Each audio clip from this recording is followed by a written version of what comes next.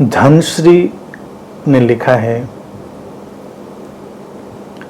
आपने कहा था पिछली बार कि उस प्रारंभ की भावना को पकड़ो जब तुम प्रेम में थे, मगर तब मैं उसे ढूंढती हूँ तो तब मैं इतनी खुश थी कि मुझे किसी चीज़ की ज़रूरत नहीं थी खुश होने के लिए। मैं हवा में उड़ रही थी, वो एग्जैक्टली मैंने अनुभव किया है, मगर अब वो खो गई है, प्लीज़ कुछ कहें। धनश्री, यही तो सारा मसला है। प्रारंभ की अग्नि को पकड़ने की बात जो विज्ञान भैरव तंत्र के सूत्र ने कही थी, इसको कुछ लोग ट्रांसलेट करते हैं कि जो टेक्निकल टर्मिनोलॉजी में लोग उपयोग करते हैं four play. This is not about four play. Four play एक छोटा सा हिस्सा है जब आप सेक्सुअल यूनियन में जा ही रहे हैं and then you start something. लेकिन शिव कहते हैं कि वो जो अग्नि है उसको प्रारंभ में पकड़ो। सूत्र जो कहता है प्रारंभिक अग्नि प्रेम की ही भावना है। अब क्या होता है, जैसा कि तुमने लिखा प्रश्न में ही उत्तर भी शामिल है कि वो खुशी, वो जो उत्साह, वो निर्भरता, वो हवा में उड़ने का भाव, वो सारी उत्फुल्लता, हाँ वही बात मैं कह रहा हूं। ये जो भावना शुरुआत में पकड़ती वही प्रारंभिक अग्नि है। विज्ञान भैरव तंत्र का सूत्र उसी प्रारंभिक अग्नि की बात कह रहा है। अब इसके दो हिस्से हैं कि जब प्रेम की वो उत्फुल्लता की भावना पकड़ती है तो हमको उसको संभालना सहेजना है।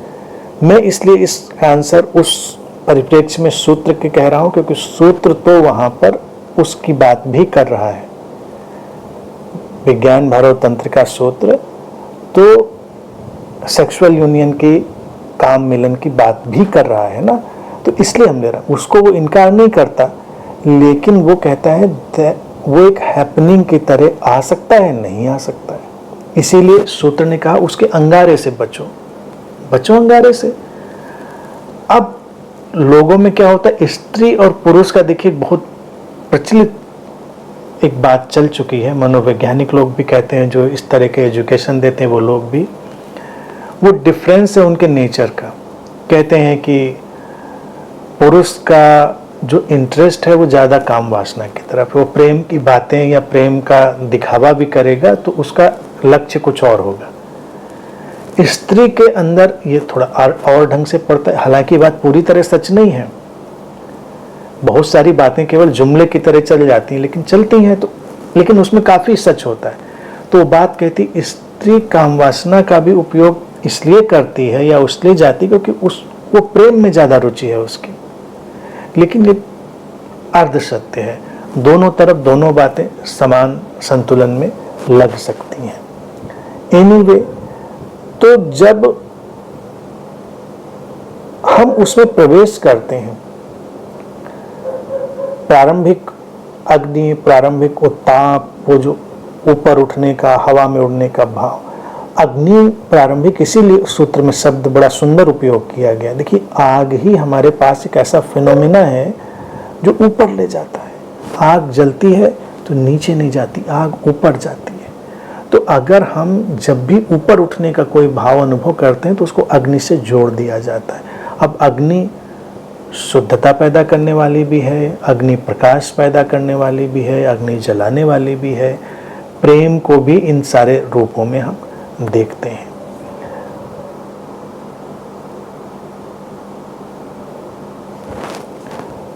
धीरे धीरे क्या होता है कि हम जीवन में आगे बढ़ते हैं तो कई बार लोगों को एहसास होता है कि वो जो अग्नि थी, वो ताप था, वो उत्फुल्लता थी, निर्भरता थी, वो हवा में उड़ने का भाव था, वो कहीं खो सा गया है। क्या वो सचमुच में खो जाता है?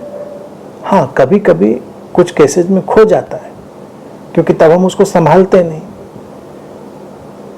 हम बहुत सारी रूटीनी चीज़ों में लग जाते हैं, बहुत सारी हम ऐसी बातों में संलग्न हो जाते हैं जिसका फिर कोई हमारे जीवन की उस पहलू से मतलब नहीं होता। मैंने हमेशा ये बात कही, और पिछले सेशन में या इससे पिछले के सेशन में भी एक बात कही थी कि जीवन में जब कुछ कीमती आए तो उसको सहेजना पड़ता है, उसको सहेजना पड़ता है। अब स्त्री के पास देखिए दो संभावनाएं हैं, पुरुष के पास भी हैं। यहाँ पर पुरुष और स्त्री समान धरातल पर आ जाएंगे प्रेम की भावना की अगर बात करें। एक संभावना प्रकृति ने स्त्री को दी है कि जब शारीरिक रूप से वो प्रेम पूर्वक मिलेंगे स्त्री पुरुष, तो एक गर्भ का निर्माण हो सकता है और वो गर्भ को संभालेगी स्त्री। यहाँ पर भेद हो गया स्त्री पुरुष का, ठीक ठीक। लेकिन दूसरी अवस्था जब प्रेम का निर्माण होगा, प्रेम की अग्नि पैदा होगी, तब भी एक गर्भ निर्मित होगा। गर्भ एक अवधारणा है, कंसेप्ट है, वो है एग्जैक्टली वैसे मत उसको देखें। वो पुरुष के लिए भी उतनी है, स्त्री के लिए भी। तब उसको उस गर्भ की तरह ही उस भावना को भी संभालना पड़ेगा, उसको हमें सींचना पड़ेगा। लेकिन हम क्या अपनी बहुत कीमती भावनाओं को ऐसे संभालते हैं? नहीं संभालते। बच्चे को तो स्त्री 9 महीने अपने पेट में संभाल लेती है गर्भ में, क्योंकि उस पर प्रकृति का दबाव है। और जो दूसरी संभावनाएं प्रकृति ने दी हैं कि जो ये प्रसन्नता या ये अतिक्रमण का भाव आया था, इस भाव को भी उसी भांति संभालो। संभालना अति आवश्यक है। अब क्या हमको अगर वो अनुभूति चली गई तो देर हो गई है? नहीं। शिव ने इसीलिए तीन सूत्र दिए। तीसरे सूत्र में वो स्मरण मात्र की बात करते हैं। अब वो कोई भी तल हो, शरीर का, मन का, भावना का, कोई भी तल हो, बहुत गहरे गहरे मिलन तो शरीर की मांग ही नहीं करते, ये बात भी सच है धनश्री, तो ये भी सच है। बहुत सारे ऐसे लोगों के संबंध गहनतम निर्मित हो जाते हैं जहां पर देह का मतलब ही नहीं रहता, क्योंकि देह के पार से ही आई हुई चीजें होती हैं, तो देह विलीन हो जाती है। लेकिन वो जो भावना का परिदृश्य घटा होता है, अतिक्रमण की धारा जो उठी होती है, तो उसके लिए शिव का जो तीसरा सूत्र था, जब हमने पिछली बार बात करी थी, स्मरण मात्र से प्रवेश करें उसमें। अब स्मरण का कोई भी तल हो सकता है, तो स्मरण को लाएं। स्मरण एक बहुत शक्तिशाली चीज है, इसको लोग ध्यान में नहीं लाते, क्योंकि आदत पड़ गई है लोगों को नकारात्मक चीजों को याद रखने की, तो इसलिए वो डरते हैं। लेकिन जब भी वो स्मरण में लाएंगे तो लाएंगे सब नकारात्मक चीजें। कोई संबंध रहा हो तो उसकी सारी खराब बातें लाएंगे, या फिर उसका जो दुखद पहलू था वो सामने लाएंगे। लेकिन अगर हम तीसरे सूत्र के आधार से चलें तो ये है कि उस सारी भावदशा को आप पकड़िए अपने स्मरण में, और फिर से वो निर्मित हो जाएगी, क्योंकि वो कहीं ना कहीं तुम्हारे प्राणों में अभी भी अंकित है।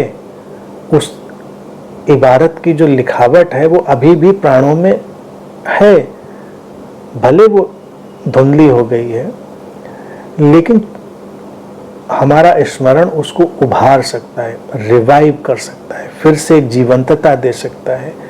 तो अपनी इस रिमेम्बरिंग की पावर को, स्मरण की शक्ति को कभी कम करके मत आकिए। बहुत सारे जीवन में मिरेकल, चमत्कार इस स्मरण की शक्ति के आधार पर ही हो जाते हैं, क्योंकि हम जो सोचते हैं धीरे धीरे हम वैसे ही हो जाते हैं। तो ऐसा क्यों नहीं हम करते हैं कि जीवन के जो सबसे सुखद हमारे क्षण थे उनको अपने स्मरण का हिस्सा बनाएं। तो इस इस सिलसिले में उसका उपयोग करिए। वो ध्यान के क्षणों के अनुभव हों, वो प्रेम के क्षणों के अनुभव हों, कोई भी अनुभव हो, उनको अपने अंतर्मन में उतरने दीजिए। और अंतर्मन में जब स्मरण को एक बार आप जागृत करते हैं, तब होता क्या है कि जो अंतर्मन है वो स्थान और समय से परे है, वो स्थान और समय को नहीं गिनता, उसके लिए स्थान और समय खो जाता है, और जो अंतरधारा चल रही होती है भीतर, वही उसके लिए वास्तविकता बन जाती है, रियलिटी बन जाती है। बहुत सारे भक्तों ने इसीलिए उन गुरुओं के साथ भी तादात्म्य अनुभव कर लिया जो अब इस दुनिया में थे ही नहीं। ऐसा नहीं कि वो कहीं से प्रकट हो गए थे उनके सामने, प्रकट कोई नहीं होता, लेकिन स्मरण उस भावना की तीव्रता का हमारे भीतर कुछ आलोकित कर देता।